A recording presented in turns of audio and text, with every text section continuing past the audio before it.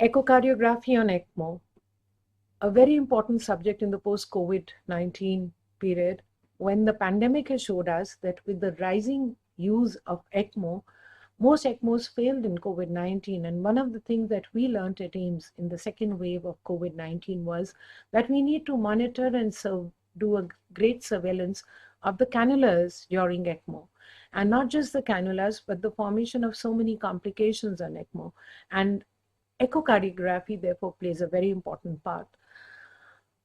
The organizers at this great Dubai conference are to be thanked for bringing home a very important part which most ECMO specialists across the globe feel today, that echo should be used more and more for ECMO today. In 2002, when we first started to use ECMO at AIMS, we used to use the roller pumps. And whether it was a veno-venous or a veno-arterial ECMO, depending on where the cannula is placed, is it going the access cannula from the vein back into the artery, such as the femoral or the aortic artery, or are we using a veno-venous ECMO mode as we do in COVID-19, where we are taking blood from the patient through the IJV and maybe returning it back to the RA or to the femoral vein, is a veno-venous ECMO, where the PO2 may not rise instantly, but it would be a good support given to the failing lungs. So whatever ECMO we use and whatever circuitry we use for the ECMO, echo becomes important to decide about the patient selection, to decide about the complications due to the circuit, to decide about the cannula positioning, and also to decide about the monitoring of the patient. The first ECMO was done by Dr. William Kolff, and this gentleman used the first synthetic membrane to form a gas exchange in ECMO. But it was in the year 1974 when baby Esperanza was born to a peasant woman from Mexico to the US, when she had landed in the hands of Dr. Robert Bartlett, the father of ECMO, who did the first successful ECMO, and baby Esperanza today is 54. And this cardiac surgeon brought home ECMO in a big way and still continues to do research on the ECMO circuitry. We have echocardiography monitoring on ECMO for the following reasons, and this is where my talk will outline: for patient selection, for monitoring the ECMO support, for insertion and correct placement of the ECMO cannulas, for detecting complications while on ECMO, for decision making and cardiac recovery, weaning, and bridge to transplant. When we use a mid-papillary short axis view transgastrically on TE and see small ventricles where the papillary muscles meet in the midline, it is a volume depleted hypovolemic state. So if we use this echo on using a probe which is, despite the heparin of infusion, put in very discreetly by the intensivist, and seen hypovolemia or seen hemodynamic disturbances, and seen a poor contractile myocardium which may need inotropes, or a tamponade which may need pericardiocentesis, or regional wall motion abnormalities which may detect ACS and intraoperative myocardial ischemia, or a pulmonary embolism due to the presence of an RV strain and raised RA pressures on echo, well seen, or if upper esophageal view shows a dissectic flap, then you know it's an aortic dissection, and this is a big absolute contraindication for putting in an ECMO. Aortic valve regurgitation, severe arterial vasculatory dysfunction are all relative contraindications to put in an ECMO because ECMO won't work. So when you're using a VV ECMO, then a lot of these contraindications should be taken into view. If it is a severe PAH, consider a VA ECMO rather than a VV ECMO. If it's a heart failure, again a VA ECMO and not a VV ECMO. So what are the views? The mid-esophageal modified bicable view that you see on the left panel, showing the position of the SVC, the interatrial septum, the LA, the RA. This is the whole of the RA, and the IVC on that side with the tricuspid valve here, or the short axis view of the LA, RA, the lower part of the IAS, the septal and the tricuspid, the anterior leaflet of the tricuspid with the RV here, and the RV outflow tract pulmonary valve here. So this is the RV inflow outflow view mid-esophagally, and this is the modified bicable view mid-esophagally on TE views, and these are good views to see and monitor the ECMO. The other views that are very important to see and monitor on ECMO are the 4-chamber view, as well as the views of the LA-LV, the two-chamber view, the modified bicable view, and of course the tricuspid valve seen very well on the modified bicable view. You can see a IAS breaking here, and this IAS breaking here will be showing you the presence of an ASD. And when you see the presence of an ASD, then you know for sure that this patient is having a PFO or an ASD, and therefore doing a central VA ECMO is going to be a big no-no. So when you see these things happening, rule out these things happening by doing and selecting your patients judiciously.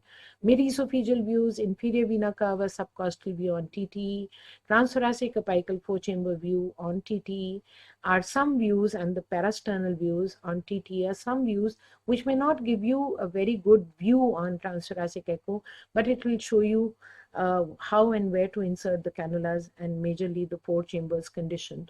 ASD, interatrial septal aneurysm, a PFO, a prominent Chiari network, pacemaker ICD leads are a big no-no to forming an ECMO on the central VA ECMO.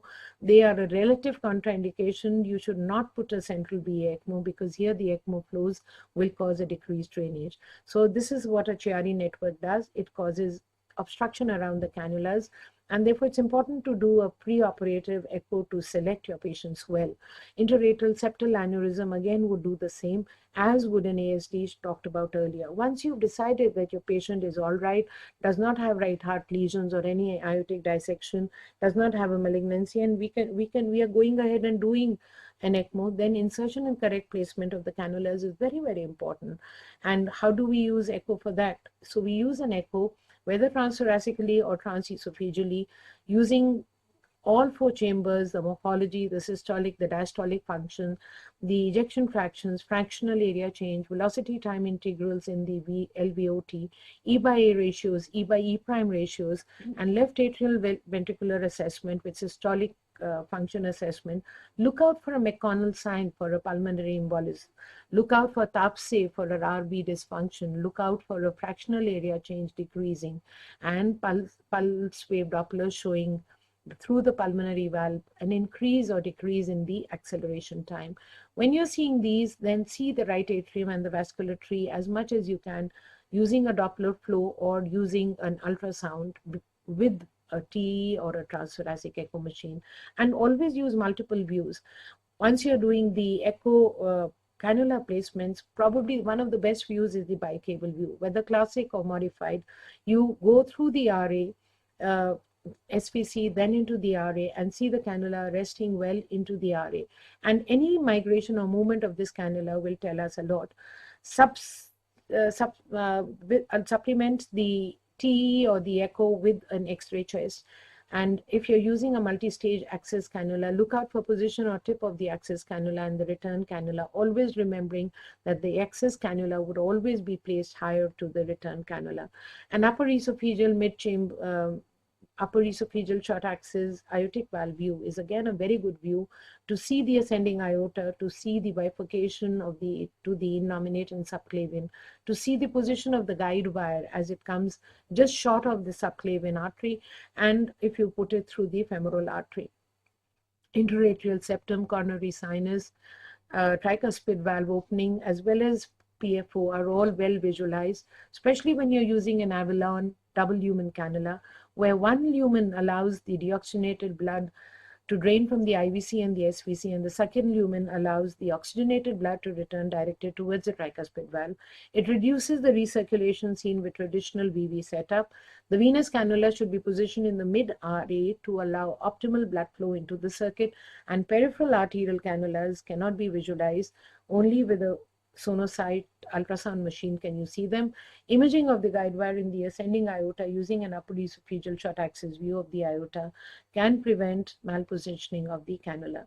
You can see the cannula being inserted through the femoral vein here. This is the femoral vein axis cannula which is being put, and two people are putting the cannula percutaneously using the Seldinger technique, and as the main wire comes out, the flow is established, and if the flow is good, this cannula now cannot be seen with the TE machine, but you can see the opening of the IVC and the RA once the cannula tip enters through the IVC. into the RA, and then how it rests into the RA. So those are good things to see. And also remember that the multi-stage as well as the single stage cannula have a speckled appearance on the echo machine, and this speckled appearance can easily be recognized from the liver and the IVC into the RA. So this is Dr. Roberto Larusso is a very, very famous man, and this is one of his pictures that I've borrowed to show you how the opening from the IVC into the RA is being managed. Remember, the return cannula that comes back to the patient should be in the mid-right atrium. Access cannula tip should be in the proximal IVC when you're using the femoral vasculature. Echo is essential to check the position of any cannula across the IAS for PFO, for LA, TV, coronary sinus, recirculation, inadequate blood flow, and myocardial injury. Bicable lumen cannulas should always be seen in the mid-esophageal bicable view, and transthoracic subcostal view can be used to show the cannula in the RA, the tip of the cannula in the IVC, and the re-injection holes can be visible oriented towards the tricuspid valve. Always have a chart of list of subjects and organ chambers that you have to see through the heart, through the liver, the IVC and the hepatic vein, in the heart, all the 4 chambers and the septum, and any cannula position with the appearance of the pericardial effusion, the LVOT, VTI, the opening of the aortic valve, the S wave, the RV size and function, TR and RVSP should all be seen. Once you've seen the cannula, daily surveillance of the cannula is important, and so also monitoring during ECMO support. Now, when you're monitoring, especially a VA ECMO, remember something. There is a recirculation. There is stagnation of blood in the LV as time on ECMO goes on. Some ECMOs go on to 102 days. There may be back pressure changes of pulmonary congestion, edema, and hemorrhage. Myocardial injury affects the recovery. So there is insufficient unloading of the left ventricle. This would give rise to worsening of the MR as well as closing of the blood of the aortic valve and stagnation of blood in the ascending aorta. You can see this here. This is worsening of the mitral jet. This is the aortic valve in the long axis view, 4-chamber view, which is converted at 110 degrees to a long axis view, where you see the entire LVOT cavity. So this is the ascending aorta and there's stagnation of blood here. So this chamber needs to be unloaded. And how can you do it? You can do it by doing a balloon atrial septostomy. You can do it by taking the patient into the surgical OT and also doing a left atrial drainage or doing a left atrial return septostomy. Myocardial contractility, LV end diastolic volume, aortic valve opening, and mitral valve regurgitation are very well seen here. You can see the LV thrombosis and stagnation coming right till the LV from the aortic ascending aorta, and you can see the same on an M mode echo with the aortic valve not opening. So once you are seeing something like this and the regurgitant, you can see the regurgitation of the MR worsen across the LV into the LA, and if the LA jet becomes too full with the mitral regurgitant jet, then it's a severe MR, and this is a cavity which will not move too well, and an LV vent becomes imperative, either anterograde or retrograde LV unloading, using a atrial septostomy, using an IABP balloon, adding on to vasodilators as well as inotropes is all very important. But recent times, if we can't rush the patient to the cath lab, we use a left atrial appendage drainage. But see the thrombus, see the venous cast, and see any, this was a myocarditis which was unloaded, bridge to recovery. And this was another patient with a dilated IVC in the lower esophageal hepatic vein view with liver congestion and acute decompensation because of hypertrophic cardiomyopathy. When you see such situations, do a pulse wave Doppler before putting the ECMO, and you do it during the ECMO, and you'll see the flow going on very beautifully, plus minus 2 is what is seen here. Remember to always hemodynamically monitor the patient with mixed venous oxygen saturation, increase in the coronary oxygen content. You should keep seeing an increase in your PO2 on the gases, increase in the ejection fraction, and decrease in the RV afterload. Detect the complications. They could be due to circuit, cannulas, bleeding, oxygenator, heat exchangers used all during ECMO. See the migration of small emboli from the LA into the LV, and see the akinesis of the LV. See any thrombus in a prosthetic valve which may be put in. We had one such patient here, which is very beautifully remarked, in which we developed SVC obstruction. IVC as well as SVC obstruction is very, very common. If you see an IVC or hepatic vein dilatation on lower esophageal view, it is an IVC obstruction. Liver also gets congested. See the Doppler interrogation for the flow across the IVC once the patient is on a peripheral ECMO, as well as see the Beck's triad, the swinging heart, as well as the raise in JVP, as well as fluid around the heart and the decompensation of the patient with pedal edema and enlarged liver. When you know something like this is to be done, then you decrease the ECMO flows. And once you have decreased the ECMO flows, you keep doing a 2D and 3D echo for the stuck valve and see any cast, any thrombi around the cannulas. Any oozing of blood around the cannula is going to give rise to thrombi. So this is where you need to decrease your heparin. And you can see here the thrombus has migrated in a LVAD, in an RVAD that we had put across the cannula, and this was a worsening of the patient, and we took this patient and redid the cannulas all again in the OT. Balloon atrial septostomy to decompress the LA and LV is to be done. Septostomy for VA cannula is there. RV function may become very bad at the time of initiation, but as time goes on ECMO, it becomes better. You can use a bivalve while on ECMO. You can, if you get such bad pictures like you do on a transthoracic echo, you could go ahead and use, after seeing obstructions, a definitely contrast. And once you see a definitely contrast on transthoracic, you do well. We have just a mortality of 74% at AIIMS today. COVID, we saw nearly a 90% mortality, but what improved was the use of point of care testing and the use of echocardiography and the use of integrated ECMO. Do not start putting ECMO unless or until you're doing a ECPR. Do use ECMO in a selected manner as a routine case, and this is what we do. We put the patient on ECMO before the surgery for atrial switch or a obstructed TAPVC or a AL kappa, so that they come off on ECMO. No time is wasted. It's all done under asepsis, and procedure is very cost effective with increases survival.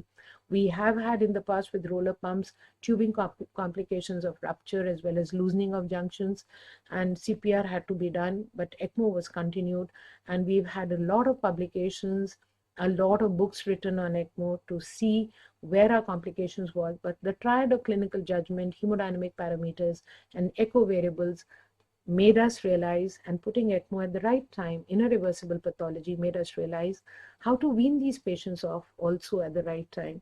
Ejection fraction more than 35 to 40%, end diastolic diameter less than 35, 55, velocity time integral across the aortic valve more than 10, aortic valve opening pattern and absence of LV dilatation. Decreasing VA ECMO support determines a reduction in LV afterload and increase in LV preload. Conventional echo recovery parameters are dependent on loading conditions. Use tissue Doppler interrogated non-loading systolic velocities of the mitral annulus by Doppler tissue imaging and find them to be of great value for predicting ECLS weaning. Pitfalls of echo in ECMO are there. Strong echo artifacts generated from wires and cannula during placement. Image intensifier in cath lab can be used to overcome this problem. Thomas et al. Studied the use of chest X-ray as an alternative, which was less operator dependent and easily available, but lack of radiopaque tips in some ECMO cannulas limits its use. No specific echo protocols are available for a weaning of VAD or ECMO. Weaning from VV ECMO relies on assessment of oxygenation and pulmonary compliance of the patient by decreasing the gas flow across the ECMO circuit and resuming ventilation on the ECMO blood circuit. Therefore, echo is not required, but echo can be used even in a venous ECMO at least once during the day to see the condition of the heart and supplemented with X-ray. Initiation of ECMO, cannula insertion, hemodynamic monitoring, and detecting complications during weaning is what would make echo very, very productive to the survival on ECMO. Echo is an essential monitoring tool in the care of patients on ECMO, and further investigations and guidelines should come up. We brought about the second edition of the book on ECMO. There are very few books on ECMO available worldwide from the TSS. This was the first book launched in 2014, and the second edition came out in 2018. We are shortly due for our third edition very soon. Dr. Robert Bartlett himself released the book along with our director, Dr. Guleria, our dean, Dr. Balram Meron, Dr. Trehan, Dr. Yatin Mehta, and many others. But it is writing books that we have reached where we are, learning clinically and from our failures is what made us what we are today. Still a long way to go before we learn the perfect echo on ECMO. Thank you all.